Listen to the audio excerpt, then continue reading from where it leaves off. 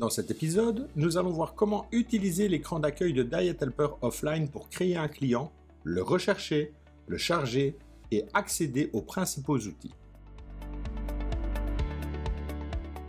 Nous sommes maintenant sur l'écran d'accueil de Diet Helper offline. Avant de construire un plan alimentaire, il faut comprendre une logique essentielle. Diet Helper fonctionne autour d'un client actif. Cela signifie que les analyses, les calculs, le tableau de bord, les repas, les collations, les notes et les exports doivent toujours être rattachés à un dossier client précis. Sur la partie de gauche, vous retrouvez la zone d'identification du client. C'est ici que Diet Helper affiche le dossier actuellement chargé. Numéro de client, identité, coordonnées et objectifs. Dans cet exemple, aucun client n'est encore chargé. Les champs sont donc vides. Tant que cette zone n'affiche pas un client actif, le logiciel n'a pas encore de dossier de travail. Sous la zone client, 3 boutons permettent de gérer le point de départ. Le bouton « Créer client » permet d'ouvrir un nouveau dossier. Le bouton « Rechercher un client » permet de retrouver un client déjà enregistré. Et le bouton « Charger le client » permet d'activer le dossier sélectionné. Le bouton « Rechercher un client » ouvre un formulaire de recherche. Il suffit de commencer à saisir le nom du client. La recherche se met à jour progressivement pendant la saisie. Lorsque le bon client apparaît dans la liste proposée, on le sélectionne, puis on valide. Diet Helper peut alors afficher et charger le dossier correspondant. C'est une étape importante parce que toutes les actions principales dans Diet Helper sont liées au client chargé dans le système. Nous allons maintenant créer un nouveau client. Depuis l'écran d'accueil, je clique sur « Créer client ». Diet Helper ouvre alors la fiche client qui permet de créer un nouveau dossier de travail. Le formulaire est organisé en 2 zones. À gauche, nous retrouvons les données personnelles du client. À droite, nous retrouvons les mensurations initiales. Cette structure permet de créer un dossier complet dès le départ avec les informations nécessaires à l'identification, au calcul et au suivi. On commence par la civilité, le nom, le prénom, la date de naissance et le sexe. On complète ensuite le poids, la taille, l'objectif, le téléphone et l'adresse mail. Les champs marqués d'une astérisque sont obligatoires. Ils doivent être complétés pour permettre l'enregistrement du client et l'utilisation correcte des modules suivants. Dans la partie de droite, Diet Helper permet d'encoder les mensurations initiales. Ces mesures servent à poser un point de départ pour le suivi corporel. Elles pourront être utilisées pour analyser l'évolution du client dans le temps, notamment au niveau des mesures, du poids, de la composition corporelle et de la masse maigre. Toutes les mensurations ne doivent pas forcément être disponibles lors du premier rendez-vous. Si certaines données manquent, elles pourront être complétées plus tard, directement dans le tableau de suivi des mensurations. Une fois les informations saisies, je clique sur « Enregistrer ».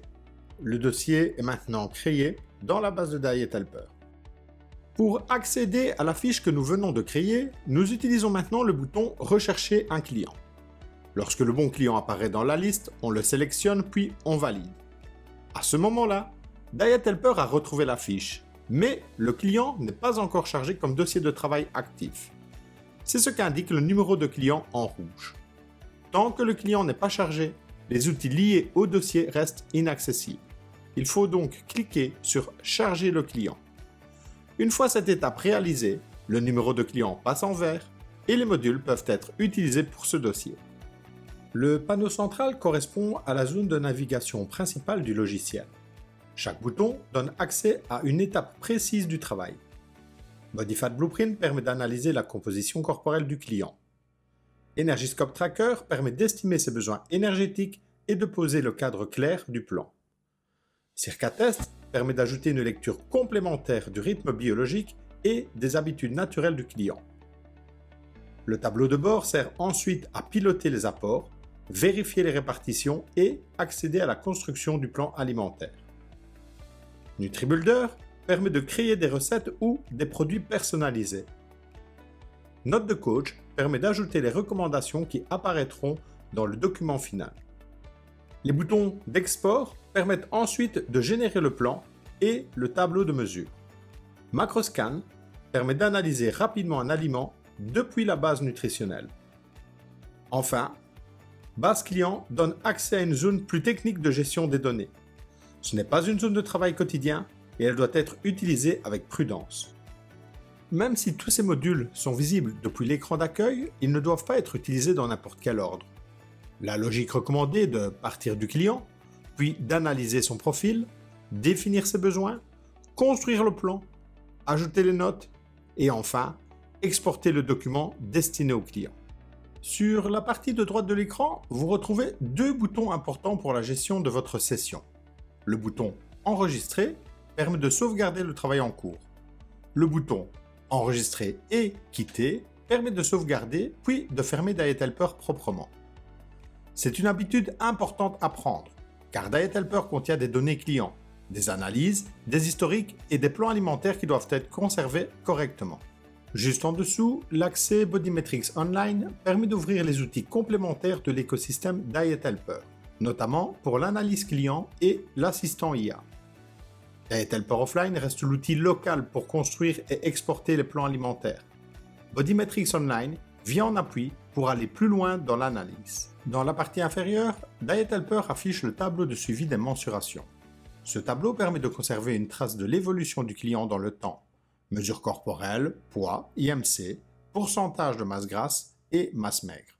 Il ne sert pas à créer le client, il sert à suivre son évolution après les mesures et les analyses. Le bouton Sauver mensuration permet d'enregistrer ces données dans le dossier. Vous savez maintenant utiliser l'écran d'accueil comme point de départ, créer un client, le charger correctement et naviguer dans les modules sans perdre de temps.